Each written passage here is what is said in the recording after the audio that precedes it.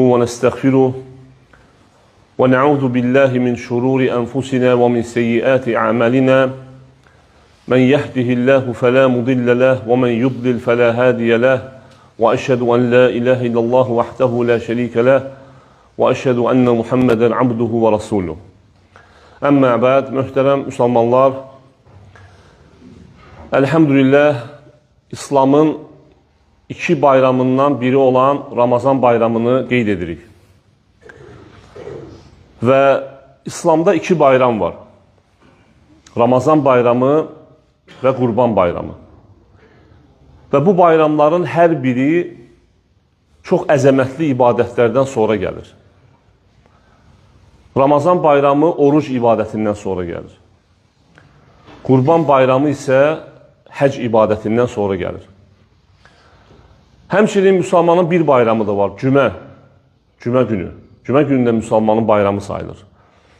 Və bu bayram da həftəlik ibadətlərdən sonra gəlir. Allah təala müsəlmanlara bizə 5 vaxt, gündə 5 vaxt namaz vacib buyurub. Və bir həftə tamamlananda müsəlmanlar bayram edirlər. Və fikir versək, İslamda bayram ibadətdən sonra gəlir və həmçində ibadətlə başlayır. İbadət namazla başlayır. Və müsəlmanlar sevinirlər bu bayramda. Bu bayramda sevinmək şəriətin buyurduğu sevinclərdəndir. Niyə sevinirlər?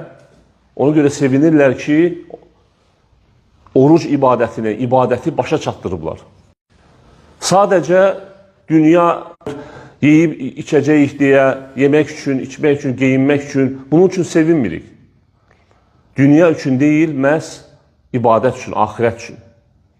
Ona görə İslam dinində bayram tam fərqlidir.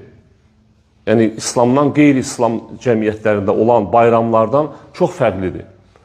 İslamda olan bayram Allahı zikr etmək məqsədi daşıyır. Həmçinin fikir verin, İslamda olan bayramlar kasıbları da nəzərə alır, bütün cəmiyyəti nəzərə alır. Bundan əvvəl biz nə elədik? Fitrə zəkatı payladıq. Və fitrə zəkatı da məqsəd odur ki, kasıblar da bu bayramda sevinsinlər. Bu bayramın sevincini yaşasınlar. Həmçinin Qurban bayramında da belədir. Ət paylayırıq kasıblara, düzdürmü?